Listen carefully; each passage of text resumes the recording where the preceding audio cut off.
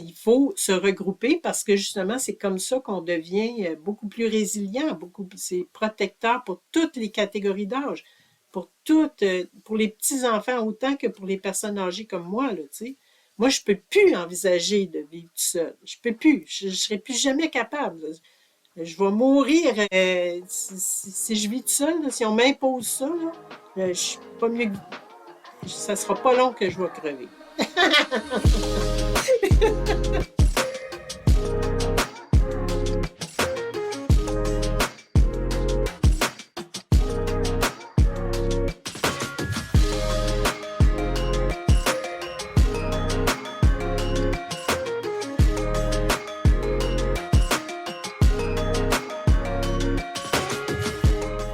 Bonjour et bienvenue à ce 9e épisode d'Histoire d'éco-communauté. À travers ce balado, on parle à différents acteurs du mouvement éco-communautaire québécois, des gens qui gravitent autour ou qui habitent dans des éco-villages, éco-hameaux, cohabitats et communautés intentionnelles au Québec. Chaque personne et chaque communauté a son histoire et c'est ça que nous vous proposons de découvrir ensemble. Mon nom est Hugo et aujourd'hui nous avons la chance de parler avec Jocelyne Béhic. Bonjour Jocelyne, comment ça va? Salut, ça va très bien, merci. Cool. Merci beaucoup d'avoir accepté notre invitation. Je sais qu'on était... tout s'est passé très vite. Et on est aussi avec Martin. Et comment vas-tu, Martin? Allô? Ça va très bien et je me sens choyé d'avoir Jocelyne avec nous aujourd'hui. Cool. Et Stéphanie est de retour encore une fois. Comment vas-tu, Steph? Oui, salut tout le monde. Je suis contente, j'ai hâte de découvrir Jocelyne et son histoire. On commence comme on le fait à l'habitude avec un petit tour de table, un check-in. On dit comment, avec quelle énergie on arrive et comment on se sent. Puis je peux commencer pour vous donner un petit exemple à tout le monde. J'ai comme, c'est la fin de l'année, les parents, on organise Noël pour les enfants. Je fais partie d'un petit groupe de crinqués qui organise un bye-bye à la cité écologique. Puis on fait plein de vidéos et plein de choses. Et je suis bien occupé, mais pas débordé. Fait que ça avance vite. Puis honnêtement, j'aime ça être bien occupé.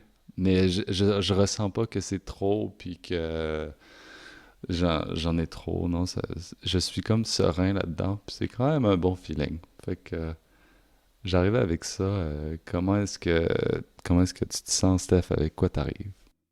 Pas mal dans l'esprit des fêtes, là, même si je suis pas fan de l'idée de surconsommer, là, mais je veux pas, c'est comme dans notre culture de mettre un peu de musique de Noël quand que la tempête de décembre arrive. Fait que, ouais, un peu dans l'esprit de ça, là, de cette période où est-ce qu'on revoit notre famille, pis tout ça. Et je vais aller mettre du bois dans mon poêle avant qu'il s'éteigne. Fait que je donne la parole à Martin. Comment vas-tu? Ça va très bien, mais la vie étant ce qu'elle est, là, 2 jours, j'étais dans un état incroyable de plein de belles choses, de rencontres de gens et autant que j'étais comme au paroxysme de mon bonheur ou de mon état, de comment je suis. Hier soir, je suis arrivé chez nous, j'ai pris mon téléphone cellulaire et j'ai eu quelques messages assassins de certaines personnes qui me fait redescendre de ma bulle, de mon nuage.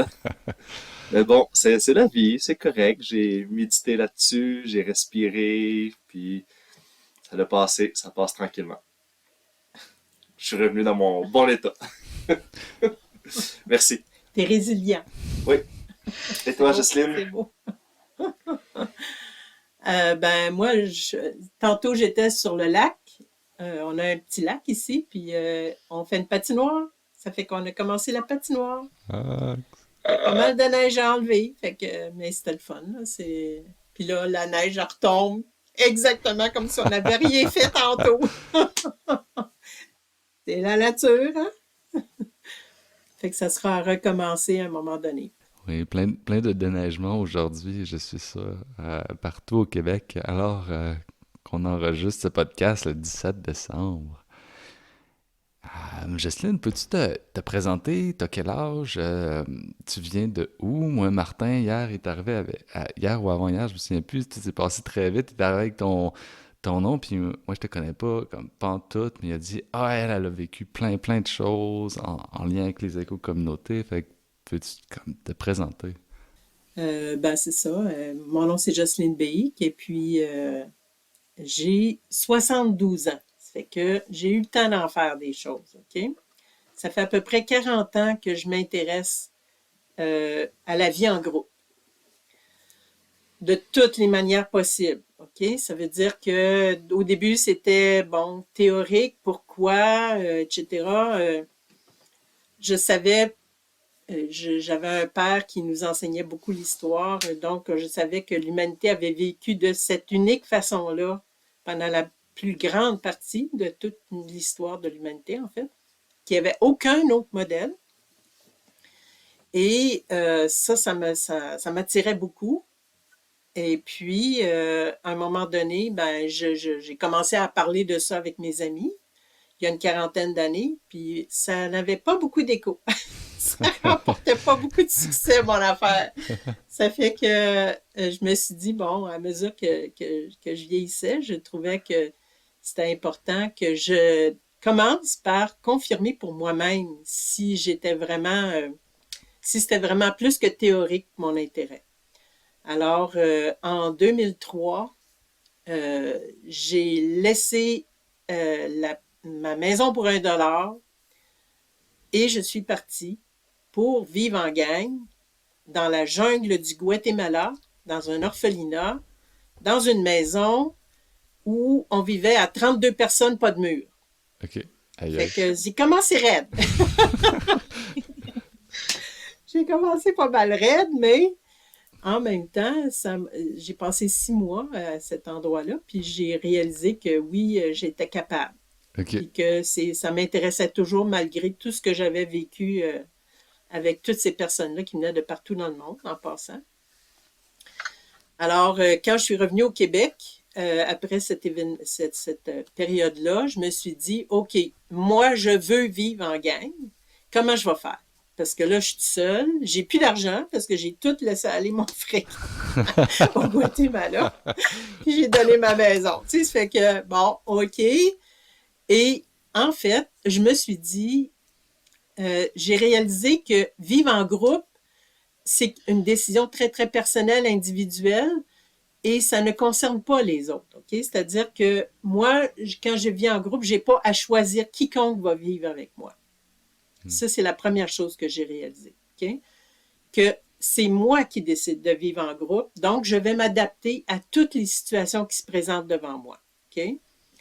Et c'est ce qui a fait que j'ai pu mettre le pied dedans tout de suite, même surtout peut-être parce que j'avais plus rien, en fait. Donc, il fallait que je me rende utile, puisque ce n'était pas mes biens qui allaient attirer les autres, c'était mon utilité dans un groupe. Alors, j'ai commencé par fonder une maison d'accueil en milieu rural. On voulait faire ça dans le petit village de Saint-Camille. OK. À Saint-Camille, dans ce temps-là, il y avait un maire assez progressiste, M. Belrose.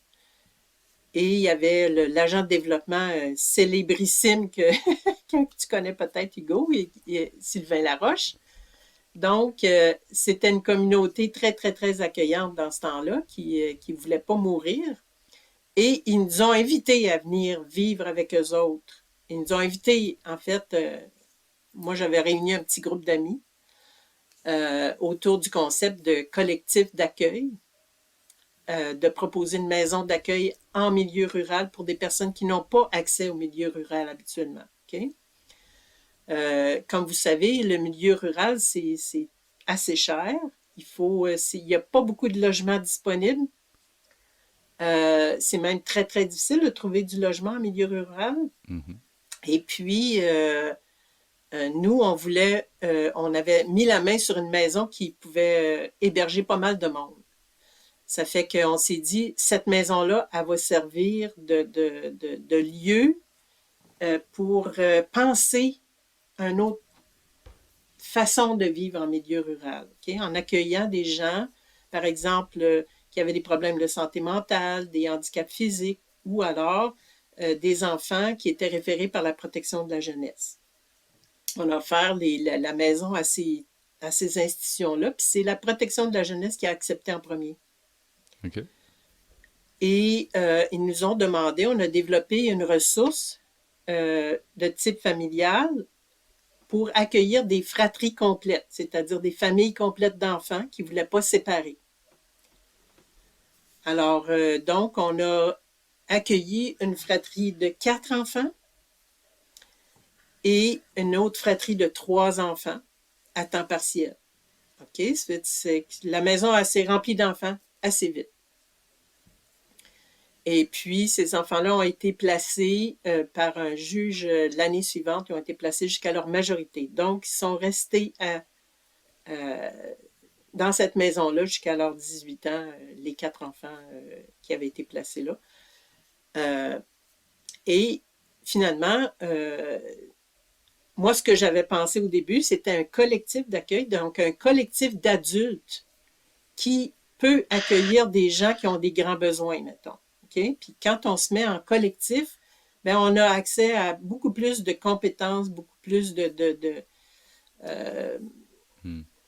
résilience par rapport aux adultes, plutôt que de faire ça comme un couple, un homme, une femme, ou 2 hommes, 2 femmes.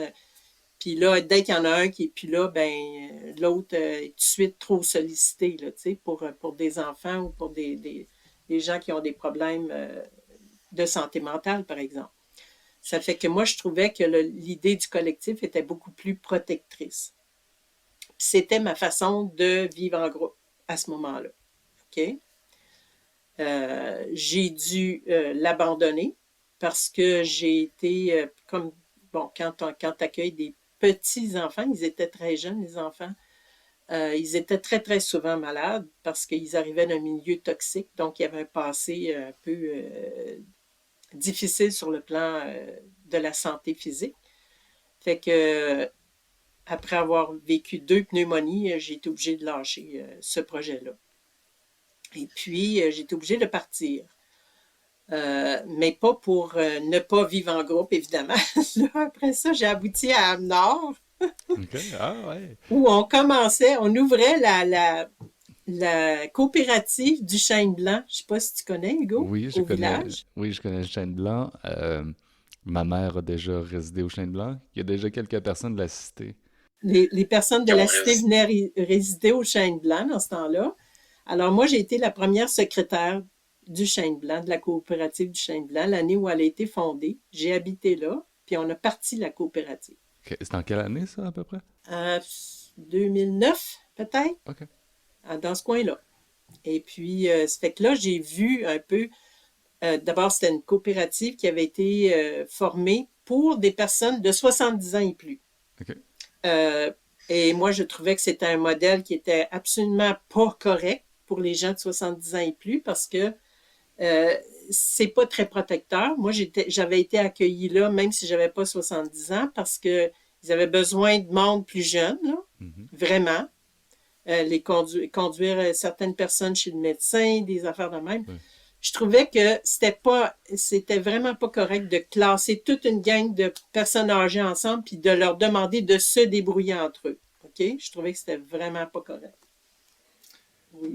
Merci de dire ce point-là, Ouais. parce qu'il y a une valeur ou un concept qui revient souvent dans les communautés alternatives. C'est le principe qu'il faut que ça soit multigénérationnel. Exactement. On fait ce monde-là pour les jeunes, Ouais, mais on ouais. veut aussi aider les personnes qui ont construit le monde, puis les personnes dans la fleur de la vie, qui sont dans leur moment actif, puis qui peuvent C'est ça. jouer différents rôles. Puis c'est tellement plus grand et plus riche comme expérience aussi lorsque toute la société est là, tous les âges, tous les peu de connaissances, énormément de sagesse, et tout ça cohabite ensemble. Ben oui. Fait que Moi, j'ai accepté d'être là dans la coopérative, même si je n'étais pas d'accord avec leur concept.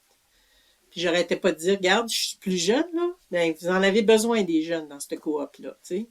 Mais je ne sais pas comment ils se sont débrouillés après, parce que là, j'ai abouti après à la ferme Morgan. Ouais, parle-nous-en de la ferme Morgan. J'en ai souvent entendu parler, mais j'ai pas beaucoup d'infos. Vas-y.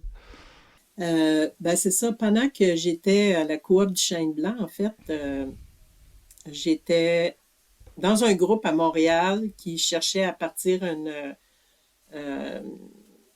un éco-village ou une éco-communauté quelque part. OK. On se réunissait déjà on avait un groupe à Montréal, un groupe à Québec, et puis on avait entendu parler de la ferme Morgan.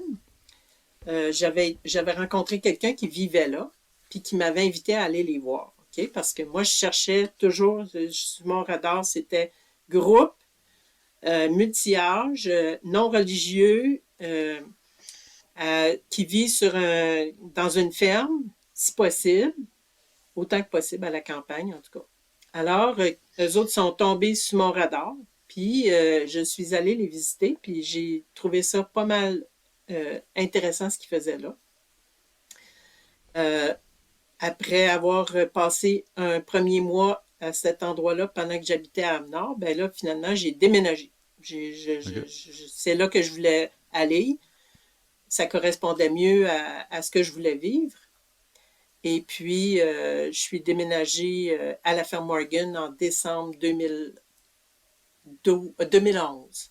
OK. Et puis, c'est ça. Puis là, à la ferme Morgan, on était un groupe de personnes qui arrivaient d'un peu partout, multi-âges, qui ne se connaissaient pas du tout. Et on arrivait là pour opérer la ferme. Il n'y avait même pas d'entité légale à ce moment-là pour le groupe. On était arrangé avec le propriétaire, qui est un propriétaire unique, qui voulait prendre sa retraite de la ferme, en fait, il était rendu à 70, quelque chose comme ça, John, fait qu'il voulait plus opérer sa ferme. Puis nous, c'était une ferme de 1000 acres, OK? La deuxième plus grosse ferme biologique au Québec. OK. Aïe, aïe. Donc, c'était énorme. Une business, 2 marchés par semaine, euh, un troupeau de bœufs, un troupeau de sangliers, 2000, la volaille, il y en avait 1000 pintades par année, 1000 canards par année, des dindes sauvages, dindes domestiques, en tout cas, la grosse affaire, OK? Avec 300 acres de champs pour le foin, OK.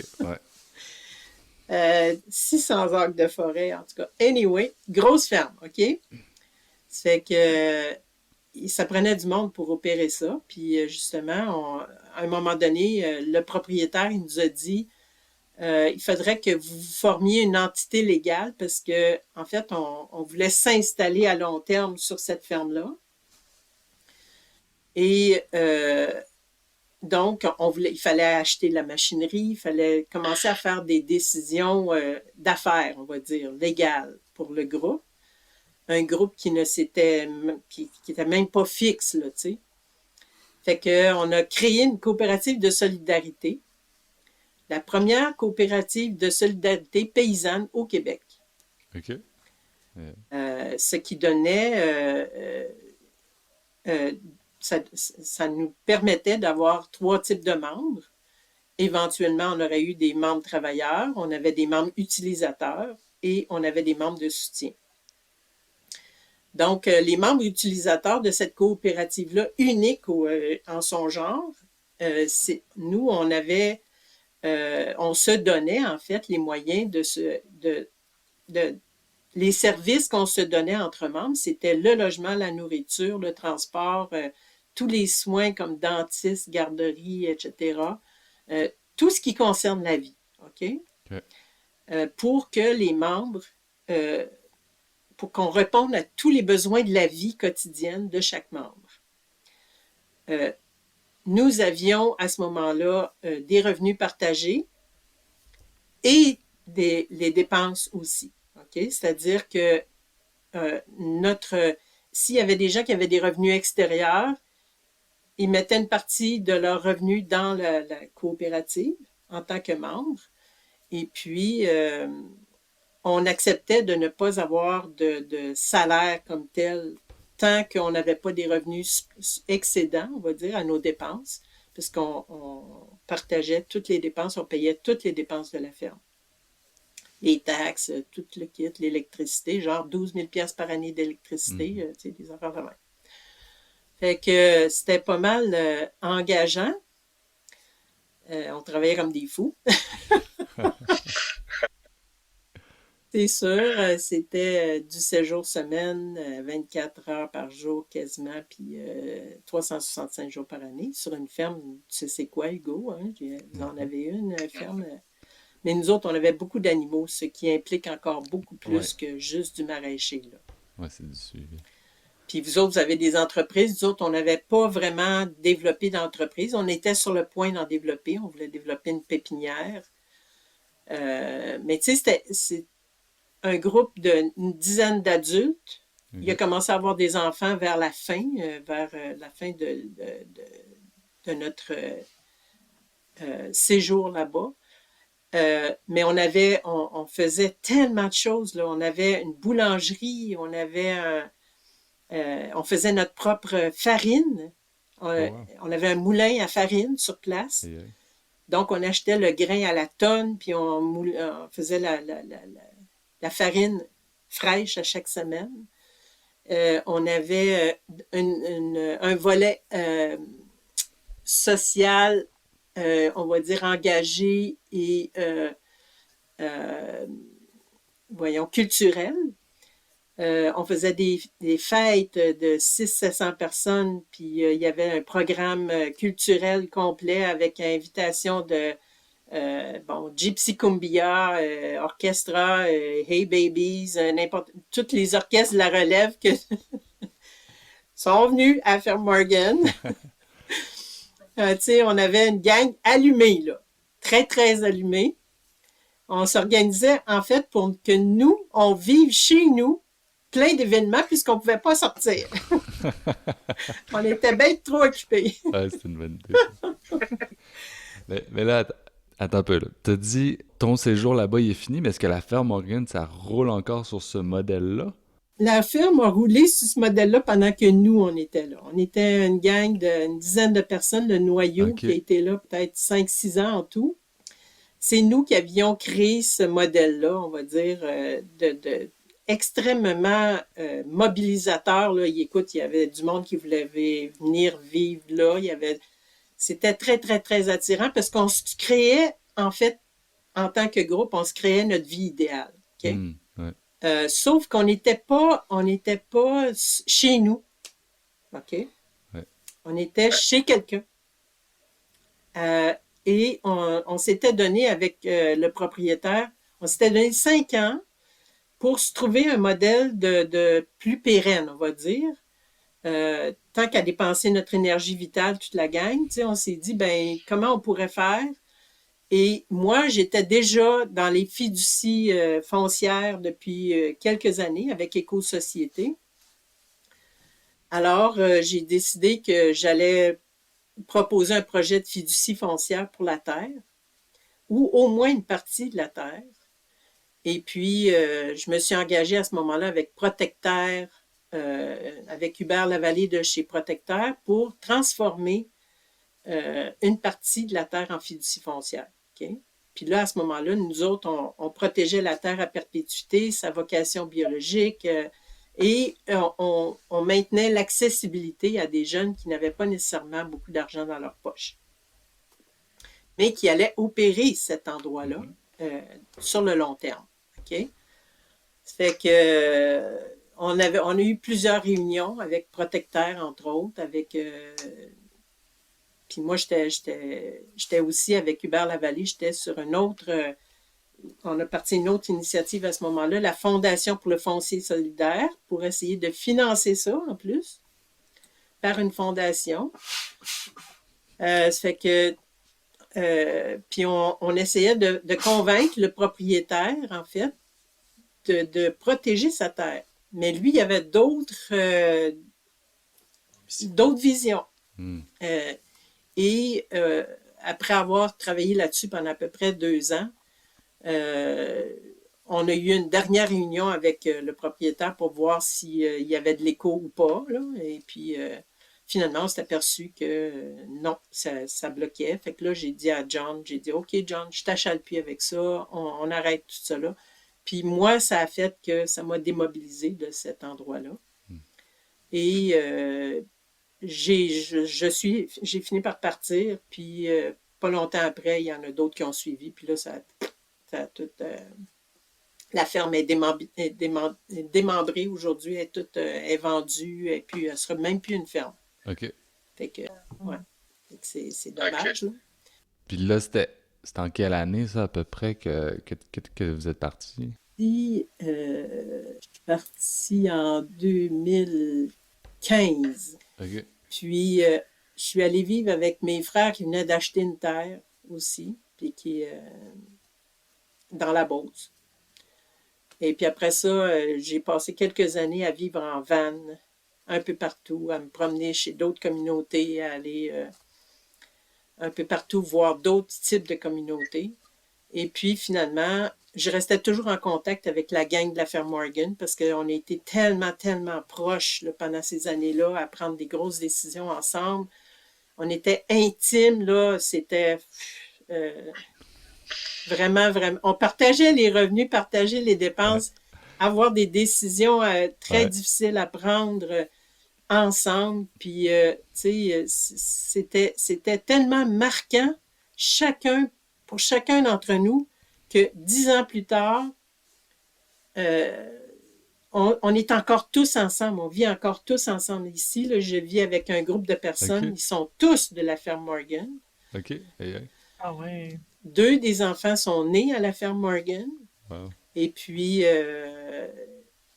on sert ici, entre autres, on est un peu un noyau autour duquel gravitent plein de monde, plein de réseaux qui ont tous un lien avec la ferme Morgan, avec ce qu'on a vécu là-bas. OK. Aïe, Ça a aïe. été un trip extrêmement exaltant, je dirais. Parfois très, très, très difficile, puis un laboratoire humain unique en son genre, parce qu'il y arrivait toutes sortes de monde qu'on ne connaissait pas. On les accueillait et Ouais. ils faisaient partie du groupe. Puis d'un coup, on s'est dit, OK, mais lui, il décide, il vient d'arriver, pourquoi qu'il prendrait telle décision? Puis en tout cas, tu sais, là, vous voyez, toutes on a à apprendre à vivre comme ça, parce qu'on ne vit plus comme ça, on vit tous chacun chez nous, tout seul, tu sais. Ça fait que on a à faire des apprentissages que nos ancêtres n'ont pas eu à faire, mettons. Puis ces apprentissages-là se font dans un contexte de plus en plus complexe. Ça fait que de plus en plus complexe sur le plan légal, sur le plan les règles municipales et tout ça. Ouais. Ouais. Fait que, de ce que je comprends, je vais te faire comme un reflet de ce que je comprends de tout ça. Vous travaillez tous pour cette coop de solidarité-là.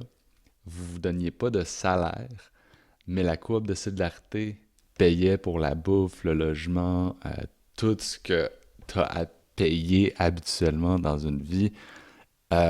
J'imagine qu'il y a certains qui faisaient plus d'heures de travail. J'imagine qu'il y en a qui en faisaient un peu moins. Mais tu sais, il y avait un certain partage là, des inégalités qui étaient liées avec ça. Puis l'argent est souvent comme rempli d'émotions. Puis c'est une sorte de partage de revenus. Tu sais, c'est souvent émotionnel. Tu me dire, c'est quoi les défis que ça l'a fait ressortir? Bon, entre autres, notre réflexion était rendue au fait qu'on voulait que les plus jeunes soient protégés, parce que quand un jeune au Québec n'a pas de revenus pendant un certain temps, ben plus tard dans sa vie, il va avoir des coûts reliés à ça au niveau de la retraite, OK? Qui est donné par le gouvernement québécois, par exemple. Ça fait que nous autres, on se disait qu'il fallait qu'on protège les plus jeunes. On avait besoin de leur force de travail et puis on avait besoin qu'ils n'aillent pas passer trop de temps à l'extérieur pour gagner des sous. pour eux autres, pour en avoir de l'argent. Non seulement on payait toutes les dépenses, puis normalement, c'est à ça qu'un salaire sert, mais on voulait en plus avoir des allocations d'autonomie pour tous ceux qui en auraient fait la demande. OK? Moi, par exemple, j'avais pas les mêmes besoins. Dans ce temps-là, j'avais une soixantaine d'années, j'avais pas loin de 65 ans, j'avais pas les mêmes besoins qu'un jeune de 20 ans qui va aller voir des concerts à Laval ou qui va aller passer une fin de semaine dans un festival, tu sais. Donc, j'avais pas besoin de la même allocation, tu sais. Puis, on reconnaissait que, par exemple, tout le monde travaillait pas de la même façon, autant d'heures.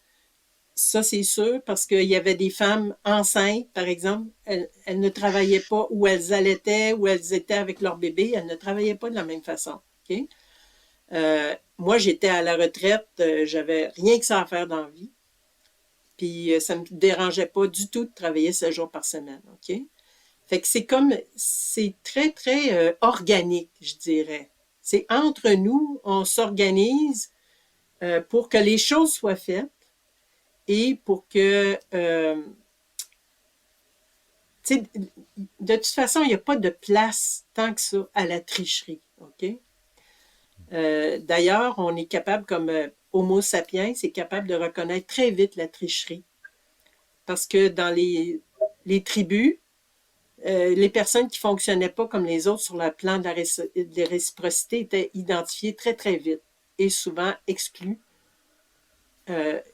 où ils devaient changer de comportement très vite. Puis c'était la même chose dans un groupe. Là, tu te rends vite compte de qui reçoit tout le temps puis qui ne donne pas vraiment. Ou, bon, on s'en rend vite assez compte. Puis on développe. On avait la sociocratie. La sociocratie. On avait la sociocratie. Tu vas couper ça au montage, Hugo? C'est les meilleurs bouts, ceux-là. C'est les meilleurs. Comme on avait eu des formations en communication non violente, en sociocratie et tout ça. Puis on essayait d'établir une gouvernance qui faisait, par la coopérative, de toute façon, ça forçait aussi sur le plan légal, là, tu sais. C'est que on se donnait des outils, OK, qui n'étaient pas tout à fait parfaits, mais qui nous aidaient beaucoup, qui nous ont énormément aidés, en fait, à régler toutes sortes de situations. Fait qu'en gros, ça a été un énorme laboratoire et je dirais que on était renommés au Québec. C'est pas pour rien que tu avais entendu parler de nous, de ton âme nord. On donnait des conférences. On a participé il y a eu un documentaire qui a été fait sur les fermes du Canada, puis la ferme Morgan en faisait partie au Québec. On était les représentants du Québec dans ce film-là, en fait. Parce que le gars, le cinéaste, il tripait sur notre façon de vivre en gang, puis d'avoir du fun, puis de fêter, puis de tout ce que tu voudras. Tu sais, pas juste faire opérer une ferme, là, tu sais. On n'avait pas personne de background tellement. Nous autres, on introduisait tout le reste de la vie là-dedans, tu sais. Ben oui, c'était comme toute une collectivité autour d'une ferme. Il s'appelle comment ce documentaire-là? J'aimerais bien le regarder. Mon Dieu, attends une minute. C'est Harry Cohen. C'est sur les fermes du Canada. Oh boy. Il faudrait que je te trouve ça. C'est bon, on le mettra dans la description de l'épisode quand on ira le chercher. Et Jocelyne, tu me dis que vous avez fait des conférences là-bas. Il y a un des noms des personnes que vous avez invitées que pour moi est quand même significatif. Je ne sais pas si tu peux nous parler un peu de ça. Ben oui, on organisait en fait à la ferme, ça nous arrivait d'organiser des séminaires. Puis entre autres, un des séminaires, ça a été d'inviter Diana Leaf Christian pour faire un séminaire sur les groupes, la vie de groupe en fait. Et parce qu'on était voisins d'une autre terre assez grande. euh, Ça s'appelle, voyons, et là, attends, OK, forget it. C'est parce qu'on est jumelé avec un autre organisme à côté qui était le voisin de la ferme Morgan, puis qui transformait leur terre en fiducie aussi, en fiducie communautaire. Fait que, donc, on, on avait invité Diana Leaf, puis les deux organismes, la ferme et le voisin, on faisait une série d'événements avec tous les gens intéressés à vivre en groupe. Euh, Puis c'est ça, Diana était venue passer la fin de semaine avec nous autres, puis ça avait été bien, bien, bien intéressant. C'est sûrement elle qui vous a parlé de sociocratie. Non, on connaissait ça avant, nous autres. On était branchés pas mal avec un organisme, euh, le CDR-OL, Outaouais-Laurentides. C'est un regroupement de services pour les coopératives. Ok. Puis le gars, il était pas mal branché sociocratie. Il y avait du monde dans sa gang qui faisait ça. Puis en tout cas, on avait eu des consultants qui étaient venus nous aider en tant que groupe. On était pas mal branchés, tu sais, sur tout ce qui se passe, tu sais. Je me demandais, Jocelyne, parce que moi, justement, en ce moment, j'étais à la recherche de collaborateurs pour partager des connaissances en lien avec la vie en éco-communauté. Puis là, je vois ton parcours, je découvre ton parcours. Puis je me questionne, est-ce que ça t'a déjà traversé l'esprit de redonner, repartager ton background, tes connaissances à la génération suivante pour que ça soit pas perdu, tu sais, tu sais, les pionniers quand même, là, c'est des expériences qui peuvent enrichir le parcours des prochains, là. Ben, en fait, c'est sûr que à un moment donné, il a été question d'écrire un livre. OK. Et puis, euh, je devais l'écrire avec Gabriel Filto-Shiba, qui finalement est devenu un auteur en vue, mais assez lancé dans ses propres affaires. Euh, c'est pas écarté encore l'idée d'écrire un livre sur ça. Puis je l'aurais proposé évidemment à Éco-Société parce que je trouve que Éco-Société est pas mal une maison d'édition qui correspond bien à ce genre de solution-là. Fait que c'est pas exclu. Puis j'ai donné des conférences à la suite, quand j'ai écrit le livre sur Saint-Camille, là, j'ai donné des conférences un peu partout au Québec à propos du livre. Donc, de toutes les solutions qui sont proposées dans le livre pour rendre une communauté encore plus vivante, plus tissée serrée, on va dire, plus intéressante pour ses membres. Ça fait que je suis ouverte.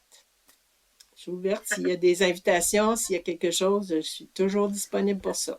Je, je peux te garantir que tu vas recevoir une invitation de ma part pour animer une conférence, atelier avec mon groupe. Moi, j'ai rassemblé, on est rendu à peu près 1700 sur le groupe, mais j'administre aussi le groupe Futur Éco-Village, qu'on est rendu 19 000, pas mal québécois.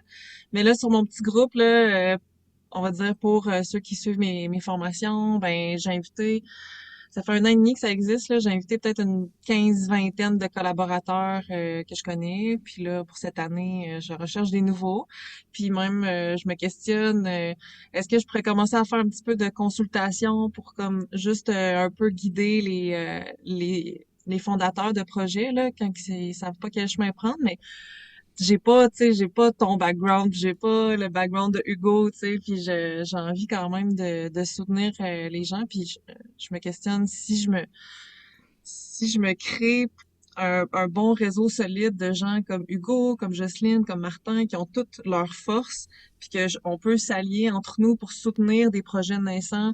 Je pense que ça pourrait tellement changer la statistique dramatique de 90% qui échouent, là, que c'est frustrant, là, tu sais, que ça perdure pas plus que ça.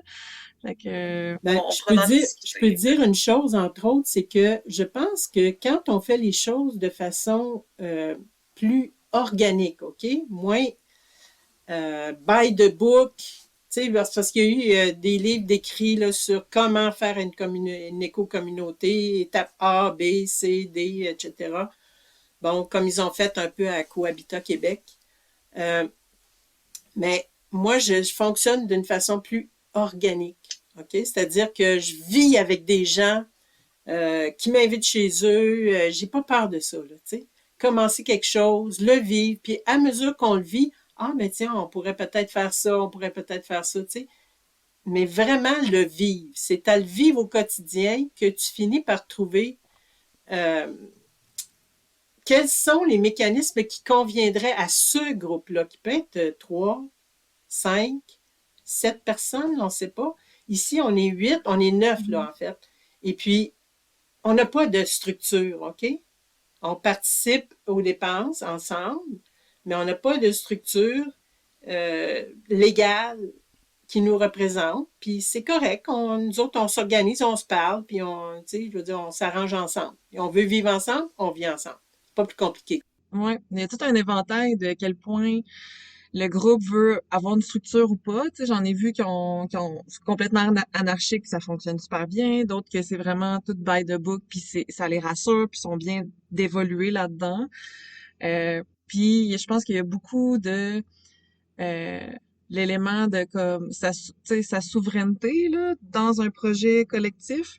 Que je pense qu'il y a plusieurs personnes qui veulent juste se sortir du système puis être souverain, mais d'agir ensemble avec encore des restants de notre culture qui est dans le contrôle, dans l'ego. C'est un vraiment gros défi, tu sais, d'incarner le changement concrètement. Puis moi, je suis quelqu'un aussi qui passe beaucoup à l'action puis qui essaye les choses avant de trop les intellectualiser. Fait que c'est ça que je trouve stimulant là, de pousser les gens à comme l'essayer puis voir par eux-mêmes faire leurs propres conclusions puis pas juste prendre des étapes ABC ou une structure d'un autre projet puis comme le coller au leur, tu sais, ça sera pas leur couleur, ça sera pas leur saveur, fait que de s'approprier sa vision ensemble puis d'oser faire des erreurs puis les accueillir comme des cadeaux, tout ça, c'est tout un mindset, une culture que j'ai envie que les fondateurs aillent pour commencer, sans leur dire les étapes à faire, juste leur dire c'est comme avec quelle approche te lancer dans ce projet fougueux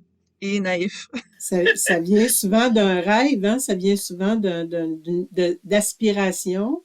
On est inspiré soit par quelque chose qu'on a vu ailleurs, un modèle qu'on a vu ailleurs qui fonctionne, qui semble fonctionner. Mais je pense que tant que tu ne l'as pas vécu au quotidien, de côtoyer des gens au quotidien, de manger avec eux autres, de décider de qu'est-ce que ça va être leur repas. Ah, il faut passer les courges avant ça, il faut faire ça, c'est en train de se gaspiller, etc. Tu sais. Il y a mille et une décisions à prendre en gang qui doivent être prises au quotidien, ne serait-ce que prendre le risque avec des enfants, par exemple, de faire l'école à la maison, comme on fait ici, nous autres. On fait l'école à la maison. Il y a 3 jeunes enfants, puis ils ne vont pas à l'école ni à la garderie. Là, tu sais. Ça fait que, ne serait-ce que ça, tu sais, de prendre la responsabilité ensemble de jeunes personnes, d'enfants, puis de créer un cercle de bienveillance autour des enfants, c'est déjà énorme, tu sais. Cool. Ouais, moi, ce que je vois beaucoup dans ce que tu dis, c'est intellect versus cœur, là. Tu sais, si le cœur est assez... tu es capable de descendre plus dans ton cœur puis de moins intellectualiser, t'as moins besoin de structure pour t'entendre puis avec les autres. Puis c'est sûr que l'expérience que vous avez vécue tout ensemble à la ferme Morgan, elle a créé des connexions fortes puis que vous avez encore aujourd'hui, puis que ça, ça doit certainement là, vous rassembler, puis il y a peut-être moins besoin de structure à ce niveau-là. Puis parlons-en de toucher à Éco-Société. C'est quoi ton lien avec Éco-Société? Bon, mon lien avec Éco-Société, c'est d'abord Serge Mongeau. J'avais rencontré Serge à Québec, et puis dans un groupe sur la décroissance. OK. Et puis, juste avant, Oui.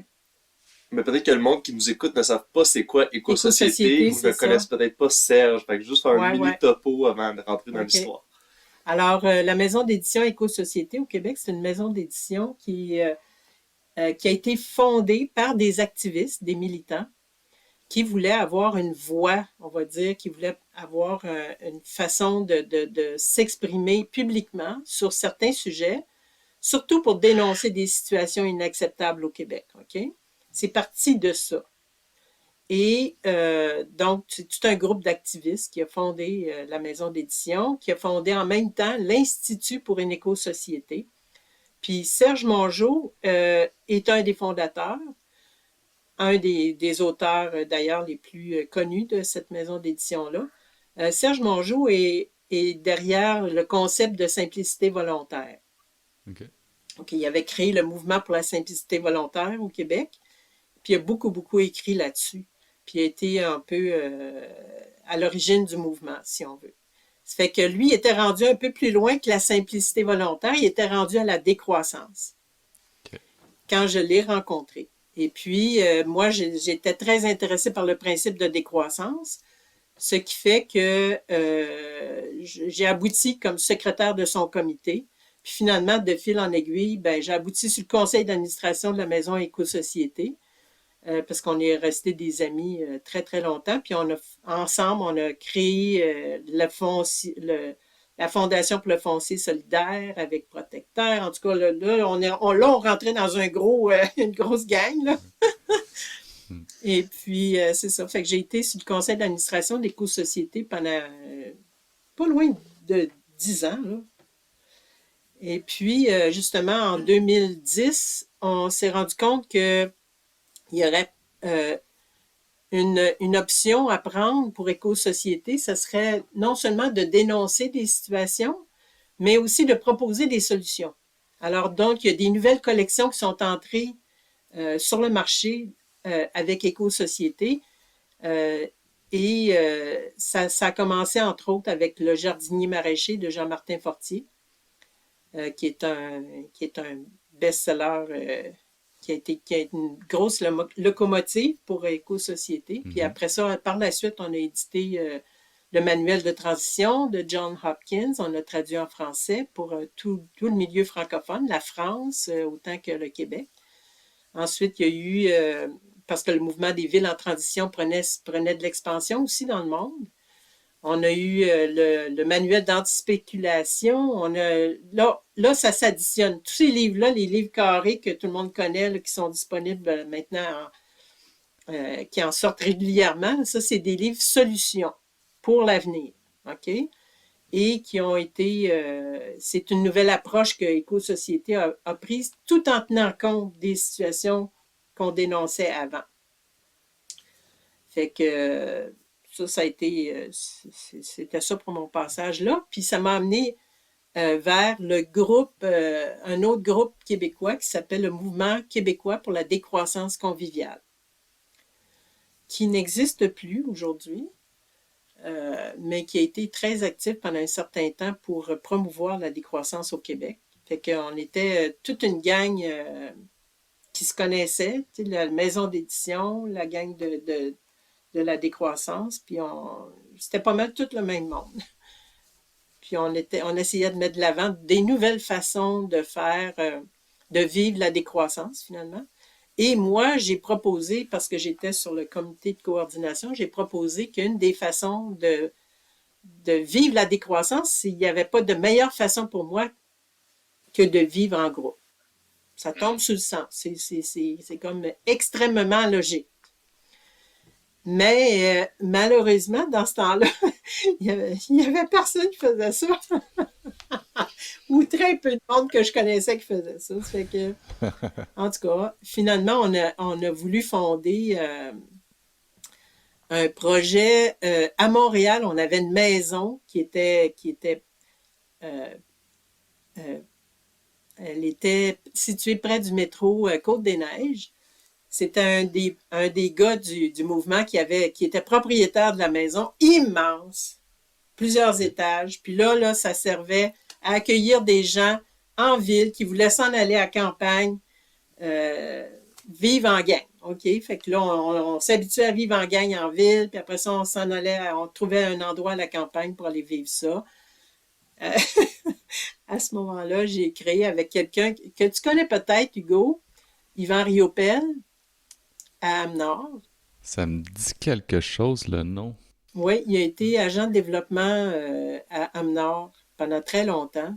Ok. Puis il a été à l'origine de la coopérative du Chêne Blanc. Ouais. Ok, ouais, c'est le gars de chaîne. Ouais, c'est bon. Il est à la retraite aujourd'hui, Yvan, mais avec Yvan, on avait créé un organisme qui s'appelait Terre à Terre, qui se préparait à accueillir des urbains qui voulaient vivre à la campagne, mais qui ne savaient pas comment arriver à la campagne, parce que les liens sont coupés, là, tu sais, il n'y a plus de logements disponibles, il n'y a plus les terres, c'est des immenses terres inhabitées, et c'est immense le territoire, mais on ne l'habite pas. On a les règles à la CPTAQ, à la Commission de protection du territoire agricole, sont extrêmement restrictives par rapport à ça. OK?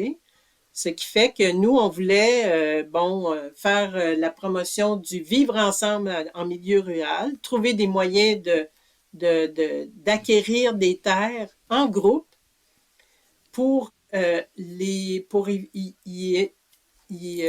fabriquer, construire des logements communautaires, donc être des locataires sur des communautaires, des terres communes. Fait que on était parti là-dessus pas mal. En même temps, là. Tout ça en même temps que la Ferme Morgan, que l'éco-société, la Fondation pour le foncier solidaire, etc. Fait que, comme je dis souvent à Martin, tout est dans tout, hein? Moi, je suis du genre faire des liens, pas dire OK, on coupe ça là, puis on arrête ça là. Non, on fonce, puis on embarque tout le monde. T'étais une retraitée assez occupée à temps plein, sûrement avec full de projets. Pas mal, oui. C'est ça. Ouais. Oui, la CPTAQ, oui, on se bute souvent à ça, nous autres,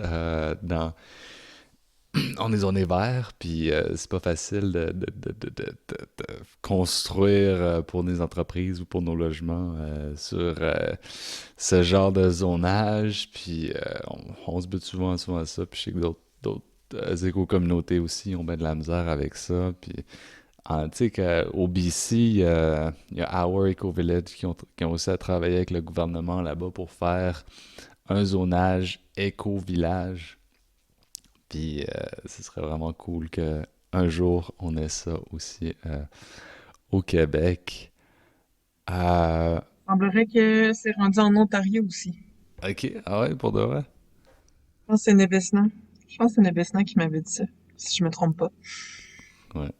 Ben, ce serait vraiment cool parce que, tu sais, je veux dire, on occupe le territoire, puis on va pas faire du développement immobilier. Là, je sais qu'on maintenant on veut protéger certaines régions pour que ce soit de l'agriculture, puis c'est bien correct, là.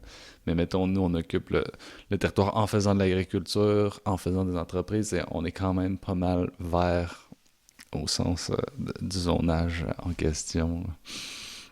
En fait, je suis pas contre l'idée d'avoir des règles de protection. C'est très, très, très important. OK? Parce que le territoire québécois, les terres arables au Québec, les terres cultivables, c'est seulement 2% de notre territoire. OK? Et déjà, on a seulement que même pas 2% de population la population paysanne comme telle, qui s'occupe de ces territoires-là, est très, très restreinte aussi. OK? Alors, il n'est pas question de ne pas protéger, là. Il est question seulement, au contraire, de protéger mieux parce que, justement, les agriculteurs sont au bord du suicide. Ils sont vieux. Ils peuvent même plus léguer leurs terres qui valent des millions.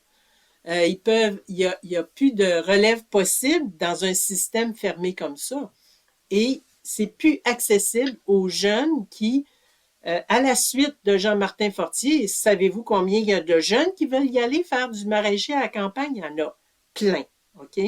C'est une nouvelle avenue au Québec qui est envisageable maintenant de plus en plus à l'année longue grâce à des serres, grâce peut-être au fait que Hydro-Québec vont commencer à faire des tarifs un peu plus user-friendly, on va dire, qui vont être Ils vont être plus, c'est ça, abordables pour les personnes qui font des serres, qui font de la nourriture pour les Québécois en hiver, puisque notre saison est pas mal longue, là, tu sais. Ça fait qu'il y a des mécanismes qui peuvent être mis en place. Dans ce temps-là, on regardait la loi de la protection, puis on se disait, il y a moyen d'aller chercher des territoires sur le territoire agricole qui serviraient à amener du monde pour l'occuper, ce territoire-là, et donc protéger mieux le territoire. Parce que aujourd'hui, c'est des machines qui parcourent les grandes terres agricoles. Il n'y a pas personne. Mais plus tu dis machine, plus tu dis pesticides, insecticides, herbicides, etc. Tu sais. Alors que si tu dis personne, les personnes, eux autres, ne vont pas aller se tremper dans toutes ces affaires-là. Là, tu sais. Ils vont vouloir opérer dans un milieu sain. Donc, c'est bon pour la nature. Et puis, c'est protecteur pour les personnes parce qu'elles vont être actives dans la nature au lieu de chercher à exploiter à travers une grosse machine qui est dirigée par un GPS, là, puis qui shoot n'importe quoi, qui rend cancéreux, qui donne le cancer. On est justement en ce moment à la COP 15, on parle de biodiversité. C'est ça. Mais bon, il y a tellement du chemin à faire là-dessus. Oui. Ben c'est ça, en fait. On s'en va dans le mur, c'est pas pour rien. C'est parce qu'il y a eu des mauvaises décisions de prise à la fin de la Deuxième Guerre mondiale, des décisions de marchandisation et qui ont débouché, y compris pour les paysans. Ils les ont sortis de leur propre territoire. Les paysans n'étaient pas comme ça il y a dans les années 70, là. L'UPA, dans les années 70, ne visait qu'à nourrir le Québec. Aujourd'hui, il faut qu'ils compétitionnent sur le plan international. Comment veux-tu arriver à faire ça si tu n'as pas des grosses machines, puis si tu n'as pas les herbicides, etc. T'sais? Puis d'ailleurs, c'est reconnu. Là, dernièrement, j'ai lu encore un article là-dessus. Le maïs qui est cultivé au Québec, le soya, c'est tout de l'OGM à 81%. OK? Mais ça, c'est pas pour rien. C'est parce que, justement, les grands territoires, tu peux pas faire autrement qu'utiliser toutes sortes de pesticides, herbicides et engrais chimiques. Il n'y a pas d'autre moyen, tu sais. C'est la seule manière. Puis il n'y a rien qu'un gars dans le tracteur, tu sais. Fait que... puis ce gars-là, il va être malade bientôt. Il est déjà trop vieux. Ouais. Fait que... C'est pas très périn comme modèle économique. C'est ça. On se tire dans le pied, pas à peu près. Je pense que de plus en plus, les générations futures, ils ont de plus en plus à cœur que leur lieu de travail, puis les tâches qu'ils réalisent fassent du sens, puis soient cohérentes avec les enjeux là, qu'ils font face. Là. Fait qu'il y a moins cette cloison-là entre le travail puis la vie, tu sais, qu'on aspire, puis notre bonheur, tu sais. Fait que je me demande vraiment là, comment que ça va évoluer là, au fil du temps, là, au fil des générations qui grandissent, puis avec leurs besoins là, de, de sens, là, carrément. Je pense, ben, c'est aussi leurs besoins. Je pense qu'il y a une transition de conscience. Je sais pas si c'est juste dans ma petite bulle parce que je suis moins mélangée avec les gens conventionnels, on va dire. Mais je pense que ça se ressent, là, surtout depuis la pandémie. Là, on a été tout seul avec nous-mêmes, puis on a eu des prises de conscience, chacun notre bord, puis par rapport à quelle place qu'on va occuper dans un monde en changement, en potentiel effondrement, puis comment qu'on peut prendre part à ça, puis contribuer avec un maximum d'impact. Tu sais. Voilà, c'est tout ce que je voulais dire. Tu as touché tantôt au concept de décroissance. Moi, j'ai quand même une bonne idée de ce que c'est, mais pour les auditeurs qui peut-être ne sauraient pas c'est quoi, peux-tu nous l'expliquer? Puis tu as starté un journal en lien avec ça, peux-tu nous en parler? Oui, ben, la décroissance, en fait, nous, le mouvement québécois pour la décroissance, on voulait qu'elle soit conviviale. OK? C'est-à-dire que quand tu réduis le temps que tu passes à aller chercher de l'argent à l'extérieur et puis que tu choisis de faire plutôt des échanges avec les autres, des échanges de services, échanges de n'importe quoi gratuitement, ben tu t'en viens plus dans une qualité de vie et de lien que d'accumuler des biens. OK? Le plus important problème, c'est que les économies actuelles sont basées sur la consommation. Plus de consommation, ça garantit un produit intérieur brut plus intéressant, mais ça ne rend pas les gens heureux. Ça fait que ça les rend au contraire très, très stressés et de plus en plus malades. Ça fait que, puis chacun chez eux, évidemment, puisque quand tu dis consommation, il faut que chacun ait tout ce qu'il faut chez eux. Tu sais, ça fait que ça, c'est très bon pour pour la société de consommation. Alors, nous, on prônait plutôt une décroissance conviviale, c'est-à-dire donc qui se base plus sur les liens plutôt que les biens, la qualité des liens plutôt que la quantité de biens. Et puis, quel autre moyen meilleur peut-on imaginer que de vivre en groupe? Parce que c'est bien beau Facebook puis les réseaux sociaux. Depuis ce temps-là, il y a des réseaux sociaux qui sont nombreux et diversifiés. Mais quand t'es pas bien, quand actuellement, là, j'ai justement quelqu'un dans mon entourage proche, là, une personne que j'aime beaucoup, qui vit toute seule chez elle, puis qui est en train de faire face à une envie de suicide parce qu'elle est toute seule chez elle. Elle n'a aucun espoir que ça change, là. Ça fait que, tu sais, c'est vrai, là, la solitude, là, d'ailleurs, en Angleterre, ils viennent de créer le ministère de la solitude. C'est pas pour rien. Il y a de plus en plus de monde qui vivent en solo, surtout dans les grandes villes, mais même à la campagne. Il y a énormément de monde isolé. Puis ça, c'était une des choses qu'on voulait faire justement dans l'organisme qu'on avait créé pour introduire les urbains à la campagne. C'était de jumeler des gens qui vivent sur une ferme, mais qui n'arrivent plus à fonctionner sur leur ferme parce qu'ils vieillissent, puis ont besoin d'aide. Puis là, t'amènes des jeunes là qui veulent faire quelque chose, puis qui vont prendre soin des personnes qui sont là depuis longtemps, qui vont s'en occuper, qui vont vraiment, c'est tout le monde ensemble avec l'expertise et les capacités différentes qui vont travailler sur les terres, qui vont se côtoyer, qui vont apprendre à s'entraider, tu sais. Parce que la solitude, là, c'est un grave problème aujourd'hui. On n'est pas bâti biologiquement pour la vivre, puis d'ailleurs, on la vit très mal. C'est quand on est tout seul de notre bord, justement, tous nos savoirs, toutes nos capacités sont absolument zéro pour les autres. Okay? C'est-à-dire qu'elles sont invisibles, inaccessibles pour les autres. Okay? Ça fait que il faut se regrouper parce que justement, c'est comme ça qu'on devient beaucoup plus résilient, c'est protecteur pour toutes les catégories d'âge, pour les petits-enfants autant que pour les personnes âgées comme moi, là, tu sais. Moi, je peux plus envisager de vivre tout seul. Je peux plus. Je serai plus jamais capable. Je vais mourir si je vis tout seul. Là, si on m'impose ça, là, je suis pas mieux. Ça sera pas long que je vais crever. Qu'est-ce que je vois aussi qui vient toucher à la décroissance, c'est le ralentissement de notre rythme de vie effréné, tu sais, de produire, être efficace, puis à quel point ça peut effriter nos liens familiaux, amoureux, de communauté, tu sais, juste parce qu'on prend pas le temps de se parler, tu sais, de d'avoir une discussion qui est à l'écoute, qui prend soin de ce lien-là, tu sais, on est trop pressé, puis comme vite, faut qu'on règle ça au plus vite.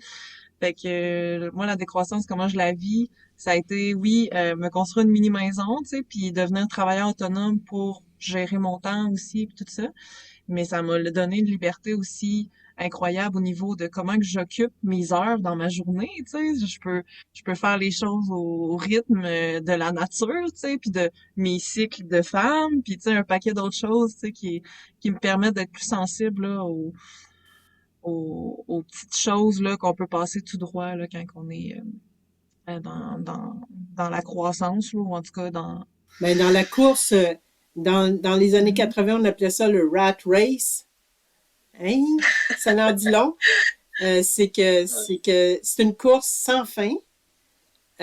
parce que en fait, aujourd'hui, on s'aperçoit que nos revenus ne suffisent de moins en moins. Donc, ça devient de plus en plus ridicule de courir plus vite. Pourquoi? Tu sais, qu'est-ce que ça va donner à la fin, là, tu sais? C'est nous autres qui s'enfoncent. Tandis que quand on cultive les liens plutôt, à travers la coopération avec d'autres personnes pour arriver à faire même des... Je participe à une entreprise que j'appelle collaborative. Je donne gratuitement mon temps depuis 20 ans à toutes sortes d'initiatives. OK? Moi, j'ai décidé il y a 20 ans que je ne gagnerais plus aucun salaire pour le travail que j'allais faire, mais que mon énergie vitale allait servir à construire des choses que je veux voir autour de moi. Okay? Donc, ça ne coûte jamais rien quand je fais quelque chose. Ça ne coûte rien. Okay? Moi, évidemment, des fois, on paye mes dépenses pour arriver, mais mettons, si j'ai une demi-heure de route à faire, on comprend que j'ai de l'essence à payer, des choses comme ça, mais autrement, c'est zéro salaire. Okay? Parce que je trouve que je retire, moi, beaucoup d'avantages à faire partie. J'aime mieux appartenir à un projet plus grand que moi plutôt que de posséder des choses. OK? Pour moi, c'est plus important d'appartenir à. C'est pas important de posséder. OK? Quand on possède, et après ça, qu'est-ce qu'on fait? T'sais? On a envie de le partager, me semble. Hein? Si on veut posséder puis pas partager en plus, on est fini là, comme être humain. Là. On est bon pour la poubelle, là, tu sais. Fait que, donc, je trouve que ça peut aller loin de cultiver les liens plutôt que les biens. Puis, plus t'en as, plus il y en a, plus il y a de... C'est fou, là. On se promène au Québec, là, puis toute la communauté alternative, là, tout le monde se connaît ou tout le monde connaît quelqu'un qui connaît quelqu'un qui connaît quelqu'un, tu sais. C'est extraordinaire. C'est comme une espèce de tissu social invisible. Le mycélium. D'un mycélium, c'est ça, comme dirait Julien. C'est un mycélium qui s'est répandu de façon très, très organique. C'est super solide et grâce à ça, il y a toute une vie qui vibre partout puis qui répand ces valeurs-là. Tu sais, moi, je trouve ça extraordinaire. Je trouve qu'on vit dans une époque de décroissance obligée, mais qu'on voulait, nous, convivial dans ce temps-là, puis qui est plus possible d'installer peut-être de façon aussi conviviale, mais au fond, c'est à toi de mettre le festif dans ta vie de tous les jours. Tu sais. C'est une responsabilité personnelle aussi, là. J'aime vraiment beaucoup le mot convivial parce que on commence à le vivre en ce moment là. On parle soit de coupure énergétique ou de faire attention à nos dépenses énergétiques, que ce soit l'électricité, le pétrole ou toute notre consommation. Fait qu'on est déjà un peu, on dirait, dans une décroissance où on commence à instaurer cette idée-là. Mais si, dans l'optique, elle va arriver un jour ou l'autre, cette décroissance-là. Puis elle sera peut-être pas conviviale, justement. Elle va être imposée, puis ça sera pas drôle, là. Parlant de convivialité, tu as écrit sur la communauté de Sainte-Camille et c'est le pari de la convivialité. Comment est-ce que la municipalité de Sainte-Camille a mis des choses en place pour améliorer la convivialité des gens qui habitaient là? Tout d'abord, ils se sont réunis comme citoyens.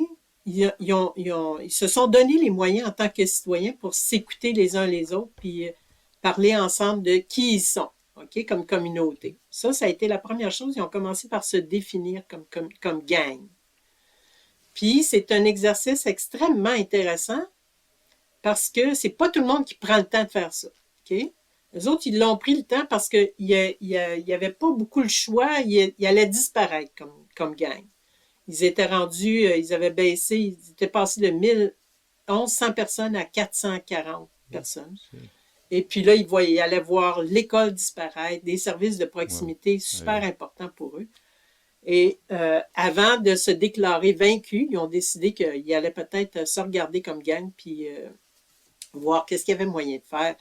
Ils se sont aperçus qu'ils étaient prêts à accueillir des néo-ruraux qu'on appelle. C'est pour beaucoup de monde à la campagne, ça c'est du monde, on a très peur de ça, parce que ça va venir détruire notre tissu social qui est là depuis des centaines d'années, depuis plusieurs générations. Okay?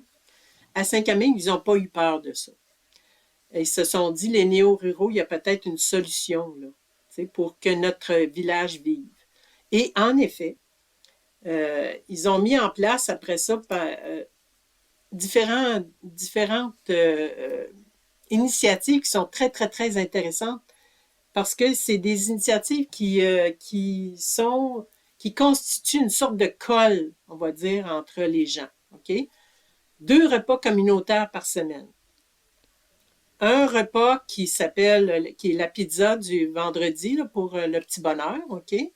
Qui existe depuis pas loin de 30 ans, je pense, qui est un moyen de financement pour l'organisme communautaire Le Petit Bonheur. Et un autre repas communautaire le mardi pour que les personnes âgées de Saint-Camille et les enfants de l'école puissent manger 2 repas chauds par semaine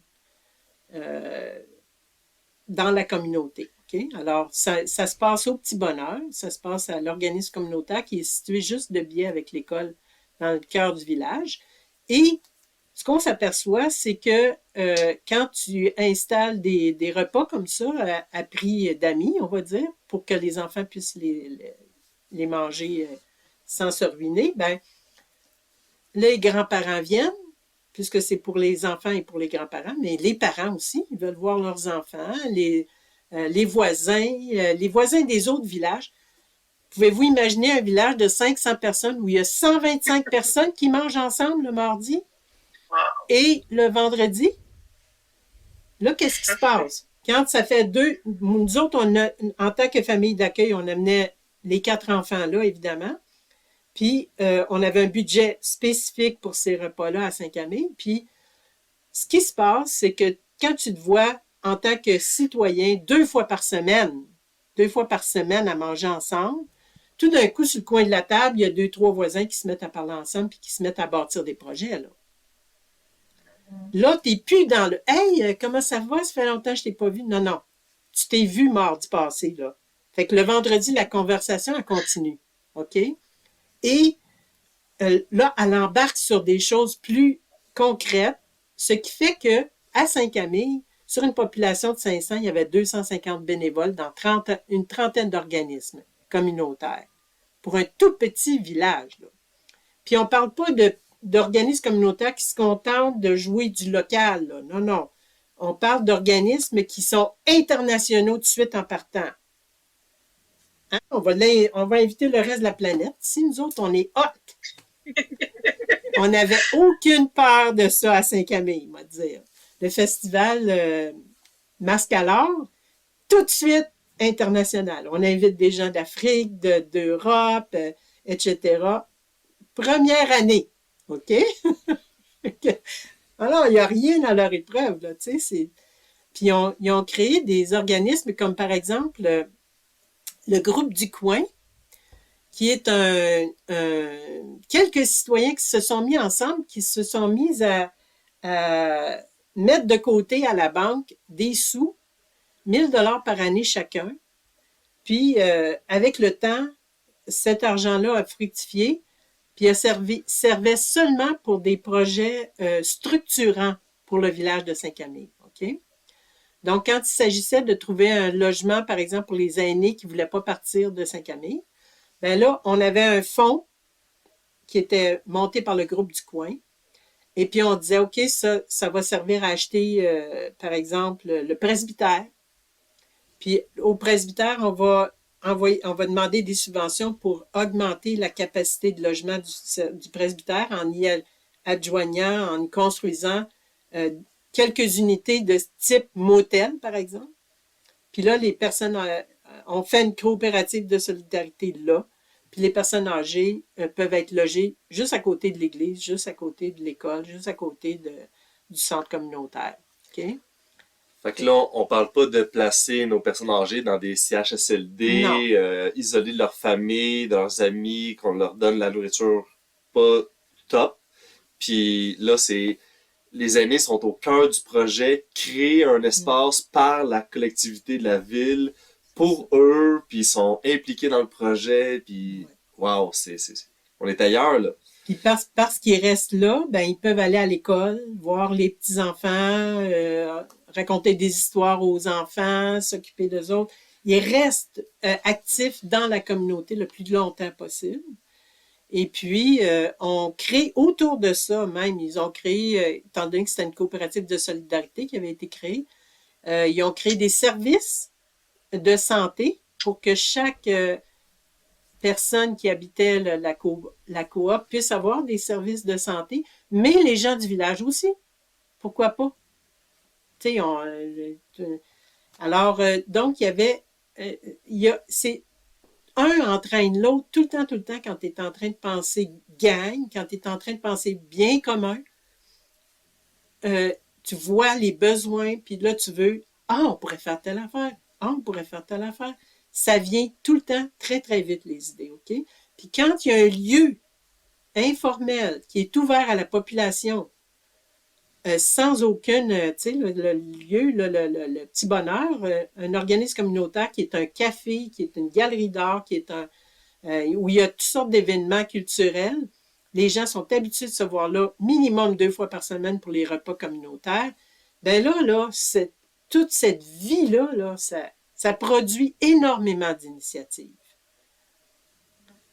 Puis en plus, ben, la municipalité, on va dire la municipalité, le maire, les conseillers, etc., ben, ils avaient à cœur d'être toujours en lien avec la population, toujours en contact avec la population. Donc, il y avait des mécanismes municipaux pour donner la parole euh, à la population. Donc, une année sur deux, il y a une fin de semaine qui est accordée pour la population parle aux élus municipaux.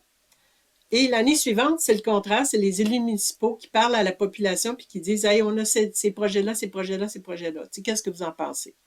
Fait que, tu sais, il y a des mécanismes qui sont créés pour que les communications passent dans tous les sens. Et que il y a pas. C'est tout organique, informel. Les gens se regroupent pour créer un organisme. Parce que tout le monde se voit fréquemment, tu sais. De ce que je comprends, dans le fond, faut vraiment pas sous-estimer à quel point il y a des décisions qui peuvent se prendre autour de la table en mangeant. Puis à quel point que c'est pas nécessairement dans des rencontres organisées avec un ordre du jour que les choses vont finir par se passer, tu sais. Fait que le côté informel des repas, je l'ai entendu parler, je l'ai vécu aussi, puis là, ce que tu en reparles, je pense que ça peut être bon, justement, de reconnaître la puissance de ces rencontres-là, là, comment que c'est générateur d'idées et de liens et de rêves. Mm. Ben, je pense que c'est la base, finalement, tu sais. Nous, à la ferme Morgan, on prenait nos 3 repas par jour, tout le monde ensemble, tu sais. Même si on était dispersés dans 3 fermes, tout le monde venait à la maison mère, comme on dit, pour prendre des repas ensemble 3 fois par jour. Parce que durant nos repas, on réglait toutes sortes de décisions dans le champ, avec les tracteurs, avec ci, avec ça, là, tu sais. Mhm. C'est sûr que c'était des moments très, très importants de communication. Mais en même temps, c'est des décisions. Ben là, il faut qu'on mange ça. Il y a ça qu'on ne veut pas gaspiller. Tu sais, il y a tout. C'est très, très. Les repas, ça cimente. Ça cimente. C'est très important, je trouve. Puis pour une communauté, 2 repas par semaine, c'est énorme. Parce qu'il y a même des groupes éco-communautaires, là, qu'on va dire, qui se créent puis qui ne demandent même pas ça à leurs membres, là. Qui disent si on se rencontre 1 fois par semaine, ça va déjà être beau, tu sais. Puis on des cuisines communautaires puis tout, là. Là, on parle de gens qui avaient décidé qu'il y aurait minimum 2 repas par semaine, puis souvent il y en avait plus. On avait une vie sociale tellement intense là-bas, là, c'était yeah, yeah, yeah, yeah. Jamais j'aurais cru que la campagne m'aurait amené à faire ça alors que j'arrivais de Montréal, centre-ville de Montréal, là, tu sais. Non, non, c'était très intense. À la lumière de toutes tes expériences, selon toi, c'est quoi une éco-communauté? Euh, je pense qu'il faut que ça soit peut-être, on appelle ça aussi communauté intentionnelle, hein. Alors, l'intention de chaque individu est très, très, très importante. OK? Je pense que c'est à la base, c'est ça. C'est un regroupement d'intentions individuelles qui sont dirigées vers le bien commun. Pour moi, c'est ça. Si les personnes vont là pour leur propre intérêt ou leurs propres besoins, on commence déjà à faire fausse route un peu plus. C'est vraiment, il faut qu'on mette sur la table le bien commun, puis que ça soit intentionnel. Quel serait le meilleur conseil que tu donnerais aux gens qui nous écoutent, qui sont intéressés aux éco-communautés? Ben, je pense que chaque éco-communauté a sa personnalité parce qu'elle est composée de personnes différentes. Alors, il y a des éco-communautés avec qui j'ai été en contact qui demandaient aux gens d'avoir 55 ans et plus puis qui ne voulaient pas d'enfants sur place. OK? Il y a des communautés qui sont multi-âges depuis le début de leur fondation. Il y a des communautés qui sont très, très organiques, qui n'ont jamais eu de structure. Il y a une communauté très ancienne qui s'appelle Longomai en Europe, qui a été fondée par des anarchistes à la fin des années 60 et qui fonctionne encore très bien aujourd'hui. Ils ont 10 coopératives réparties dans 3 pays différents et ils fournissent tout ce que tu peux rêver à tous leurs membres, à leurs milliers de membres aujourd'hui.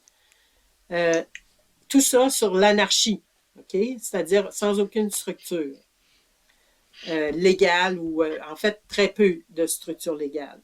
Fait que, tu sais, chaque communauté est différente. Fait que ce qu'il faut, c'est essayer de voir où est-ce qu'on se sent à l'aise. Est-ce qu'on est quelqu'un qui veut en partir une avec tout ce que ça comporte de risques et de problèmes, parce que c'est pas anodin. Ou est-ce qu'on veut faire partie d'une communauté qui fonctionne? Moi, quand je suis arrivée ici, là, dans le groupe où je suis actuellement, oui, j'avais vécu avec eux autres il y a une dizaine d'années, mais là, j'arrivais dans une nouvelle communauté qui fonctionnait. Okay? Eux autres, ils étaient déjà installés ensemble, puis moi, ils m'ont fait une place. Okay? Mais j'arrivais ici, c'est l'idéal parce que on fonctionne, on est tellement habitués d'être ensemble, là, on n'y a jamais, jamais de chicane, jamais de discussion difficile. On sait qui on est, OK? Puis ça, c'est un très beau modèle, je trouve, à offrir à des enfants.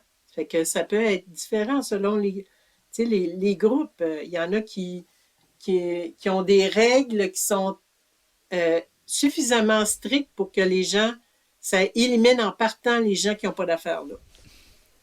Ben d'accord, tu sais.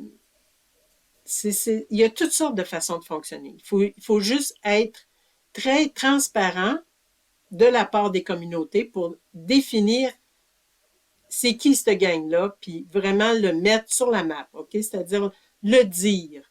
Parce que c'est ça qui est arrivé à Saint-Camille, c'est qu'en disant qui ils étaient, ils ont tout de suite attiré les bonnes personnes. Tout de suite. Il n'y a pas eu de sélection à faire. Fait que ça, c'est intéressant parce que c'est pas le fun de faire une sélection.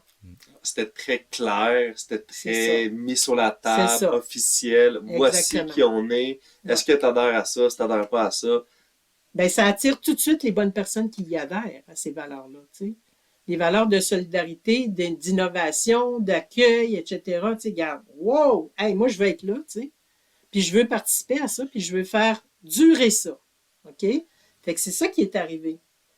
Alors, il faut se définir comme communauté très vite dans le processus, le plus rapidement possible, puis regarder toujours si on correspond à cette définition-là, à ces valeurs-là, puis être transparent à ce niveau-là, être vraiment même, je dirais, le promouvoir, être dans des outils de diffusion de ces valeurs-là. J'appelle ça de la transparence proactive. C'est ça, exactement. Ouais. Puis construire, en fait, le monde qu'on veut voir autour de nous. C'est tout. C'est pas mal, on est pas mal sur la fin, là. Je ferai un petit dernier tour de table pour un mot de la fin, là. Wow! Il y a du stock. Voici mon mot. Wow! Ben, c'est la pointe de l'iceberg en plus. Parce que là, on en parle, mais il y a tout le vivre ensemble là, qu'on n'a pas fait encore. Là. Ouais. Ben, on l'a fait, on l'a abordé, mais peut-être pas en détail, comme tu aurais voulu, je sais pas. Ouais, mais y a-t-il d'autres choses, Martin, que tu voulais parler? Non, non. Ça, je suis plus que comblé.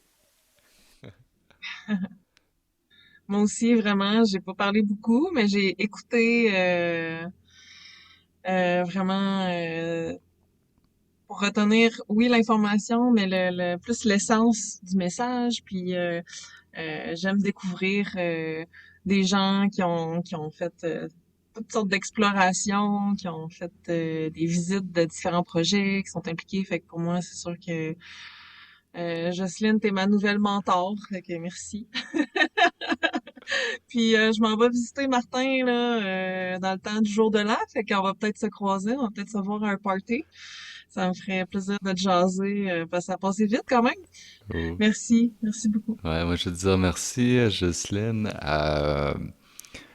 J'avais beaucoup entendu parler de la ferme Morgan. Je savais pas nécessairement quand ça avait commencé, quand ça avait fini. Ça vient vraiment mettre en perspective tout ça. Puis je trouve que c'est vraiment une belle expérience communautaire qui a été vécue là-bas. Puis je repars avec une nouvelle lecture.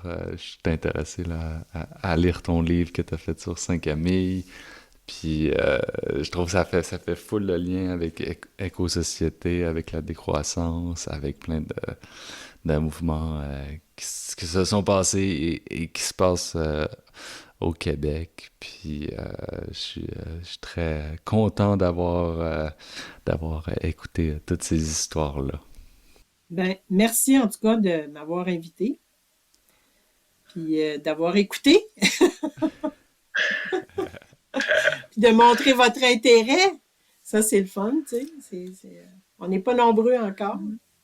Merci à toi pour toute ton implication que tu as faite et que tu fais encore. Merci de nous partager ces connaissances-là et tout ton legs que tu nous laisses. En tout cas, si vous êtes intéressés, il y en a encore plein. Puis aussi là, les auditeurs, si vous voulez nous écrire des commentaires, nous envoyer un courriel, on est bien content de recevoir vos feedbacks, vos appréciations. Absolument. Fait qu'on se dit à la prochaine pour un prochain épisode d'Histoire d'éco-communauté. Merci beaucoup tout le monde. Bye! Bye tout le monde!